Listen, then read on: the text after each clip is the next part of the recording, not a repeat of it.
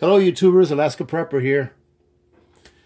Well, as per the title of this video, you're probably wondering how to get your spouse, your wife, to start prepping. If you have a wife that is not really into prepping and doesn't really want to hear about it.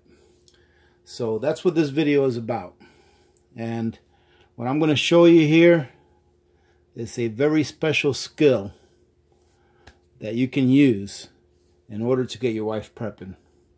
And here it is. All you have to do is say, honey, I've got 29 bars of chocolate and 18 bags of chocolate and a whole bunch of little specialty chocolates that we have to put away so that it can last a long time, because there's no way we can eat it in a week or two.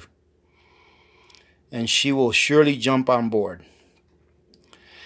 Now, ladies and gentlemen, if you've been watching this channel long enough, you know that I'm only making a joke and using a stereotypical notion that women must have chocolate. But in all seriousness, I want to show you guys what some chocolate looks like after it's been stored for like 4 years. And put your mind at ease that you can store chocolate away for a long time. Now, I've heard several times from different channels, from different people, that chocolate won't last a long time because of the fat that's inside of it, that it will go rancid. Now, I don't know what it is about chocolate, but I've had chocolate stored away for a really long time. I'm talking about for years. And it's still just as good as it was the day I stored it away. Well, with one exception. I'm going to show you one right here. This here is about, I want to say, almost 4 years. 4 years old, roughly. Now, and it's been vacuum sealed. And like I told you guys, when I vacuum seal stuff in a jar, I like to put the ring on not very tight, but at least put it on, you know, just a little snug, just like that. That way, if the jar falls or something on the floor and it loses its seal, it's not going to make a mess. And I'm not sure if you can see in there, but there's the oxygen absorber. There it is right there.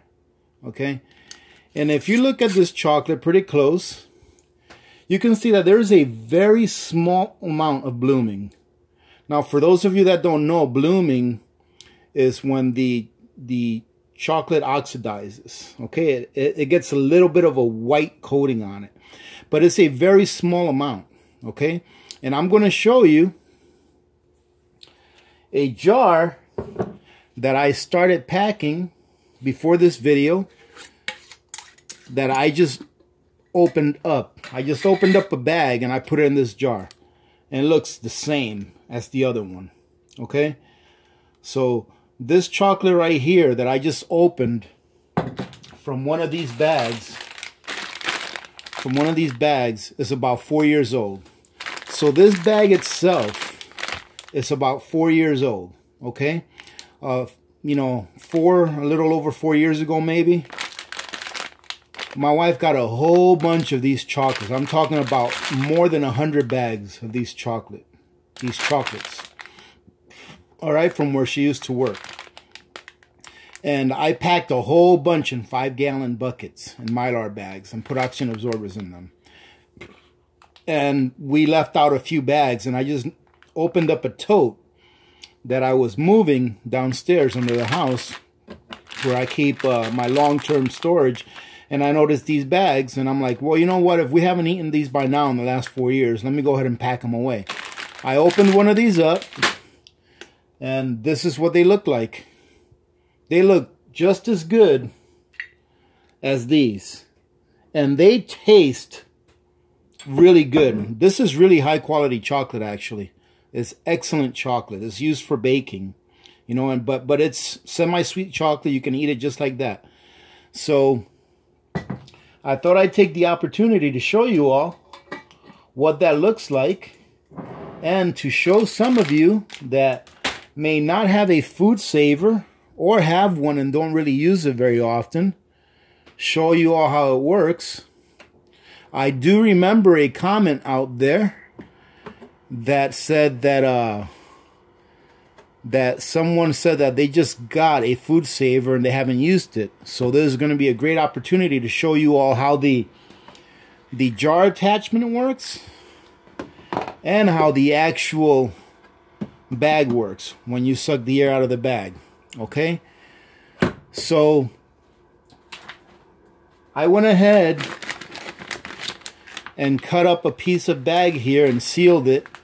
Now, whenever I seal my bags, I like to do a double seal. So I don't know if you can see it or not, but there's a seal right here and then a seal right there. I like to do a double seal, and I always leave a pretty good amount of room on the top so that I can do a double seal on the top as well. Okay, so what I'm going to do now is I'm going to go ahead and seal this up.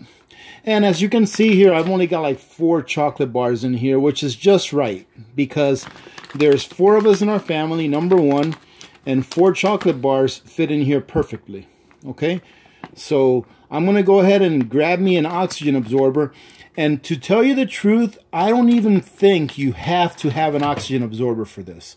I think as long as you remove the oxygen from the package, you should be okay. You know, as long as you remove the air from the package or from the jar with your jar attachment, you should be okay. However, why not just use an oxygen absorber anyways? They're like 6 cents a piece, and it's a little extra bit of insurance to make sure that your product is going to last. Because as I've told you, this product has already lasted over 4 years, and it's fine. It's perfectly fine. And these little guys right here, these are just as old. I actually opened one of these up, and let me show you what it looks opened up. It actually looks better.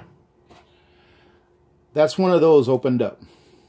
Now, I had one of these, and these have a hazelnut in them, and then they have a whole bunch of little pieces of hazelnut in the middle. I ate one of these, and it is perfectly fine. It is actually very, very good. Okay, but you can see that this doesn't even have any blooming. I mean, this is like if you just bought it off the store, and there's absolutely nothing wrong with this. So I wanted to show you this so that you would not be afraid of storing away chocolate in quantity if you find it on sale somewhere. Okay. Now, my wife used to work for a contractor at a supermarket, and every time that they overbought something, instead of throwing it away, they used to give it to their employees. And one day she came home with about 150 pounds of chocolate, mixed chocolates. And I ended up storing most of those away and then putting these in a tote like I have right there. And it's worked out really well because it's really, really good chocolate, high quality. And as you can see, it's lasted this long. So I'm going to go ahead and show you all how to do this. And let me go ahead and grab a couple oxygen absorbers. Okay, that's one. I'm putting one in here. And then I'm going to grab one for the other one. I'm getting them from my handy dandy jar here that you guys have seen before. I'm going to put one in here. Okay, so there you go. We got oxygen absorbers in there. And this is very simple. If you've never used a food saver machine before, don't be afraid of it. Very, very easy to use. What you want to do is it's got a corrugated side and a side that's not corrugated. You want to put the smooth side of the back facing up. Okay. Usually, whenever I'm doing a lot of this, I'll have little Miss Alaska Prepper help me out because it's easier with 2 people. Just so you can put the bag in there nice and straight. Because you want the bag to be there nice and straight, and you don't want there to be any wrinkles. All right. And then on the food saver, depending on what model you have, you're going to have a dry setting for dry foods. You're going to have also a speed setting for fast or normal. I just usually leave it on dry and normal, and then all you have to do is just press where it says vacuum.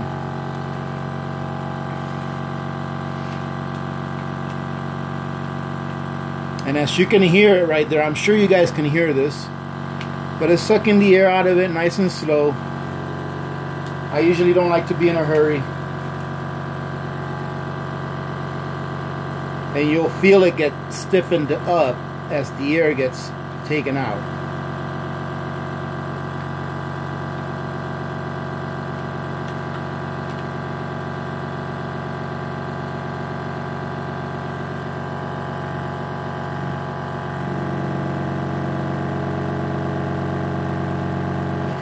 And if you are using an oxygen absorber, don't be afraid if you leave a small air pocket in there. It's not going to hurt anything at all.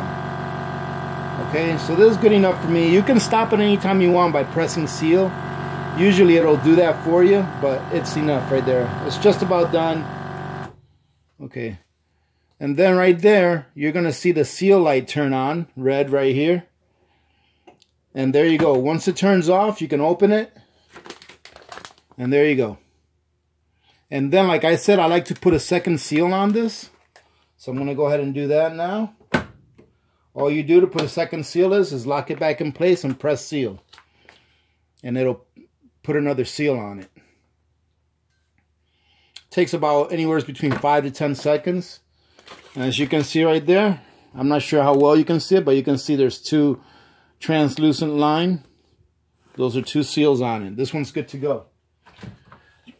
Now, as far as the jar goes, it's very, very easy. You just make sure that you put your lid on. I'm not going to make the same mistake I made last time. I'm going to go ahead and make sure that I wipe off my lid really well. You want to do it with a not a wet towel or a wet paper towel, but with a semi-wet towel, just like a little bit damp. All right, you're going to go ahead and put your lid on there, nice and straight. And then you're just going to go ahead and put your jar attachment down until it's seated down there. You want it to be seated down there where there's no give. You can't push down anywhere, right? Okay, you're going to make sure that this attachment right here is nice and firm. It's nice and seated. Okay, same thing on the machine. And then all you have to do is press the button that says canister. And that's going to start sucking the air out of there. Now, if you all want to see how this works really well, get an empty jar and put a couple of marshmallows in there. And then go ahead and suck the air out. And you'll see how the marshmallows expand. Because what's happening in there is it's creating a negative pressure in there. Okay? Now, once it's done, you're going to take this attachment off. If you don't take this attachment off, it's going to be really tough to take off this attachment here. So if you don't take this off first, it'll be really hard to take this off. And when you take this off, you'll hear a little hiss. You hear that? Now, when you take this attachment off, you don't want to be really brute with it. You don't want to be really hard with it. You just want to take it off nice and slow. That way you don't take the lid off. Okay? There you go. Now you can see this lid is on really well. And you can see it's sucked in right here. Okay? But it's on really well. Now I'm just going to go ahead and take my ring. Put it on there. Like I said, I don't put it tight. I just put it on slightly snug. Alright? This chocolate, ladies and gentlemen, will last a very, very long time. Okay? So this here is a very good way to preserve chocolate. You can also put these bags in the food saver bags as well. And it should work just as well. Okay, that's not going to hurt anything. But next time that you guys have a whole bunch of extra chocolate that you're not going to eat in the near future, this is a perfect way of preserving it. Now, one thing that you want to keep in mind is that you do want to make sure that when you store these for long term, that you're storing them in a location that is outside of the light, okay? But most importantly, somewhere where the temperature is going to be, I would say, between 50 degrees and no higher than 70 degrees, preferably in the 60s to mid 60s, like 65 or so. Okay, so if you have an area where you can store your long-term foods that's around 60, 65 degrees all year round, preferably around the high 50s, 55, 60, that's even better. It'll last a lot longer. It'll preserve your food a lot longer. All right, ladies and gentlemen. Well, I hope that you've gotten something out of this video. Okay. We will talk to you tomorrow. I'll probably end up putting this video up for tomorrow mornings, meaning Tuesday mornings, wake-up call. So I hope you got something out of it. Hey, if you did get something out of it, please give it a like and share. If you have somebody that you love and they need to start prepping, please share these videos. Very important that we do that. All right, ladies and gentlemen. So remember to be good to each other. When good people do good things happen. Remember to reach one, teach one, and repeat. If we all did this, the world would be a better place. And you know that it will be a better place. Many blessings to all of you and your families. This is Alaska Prepper, and I'm out.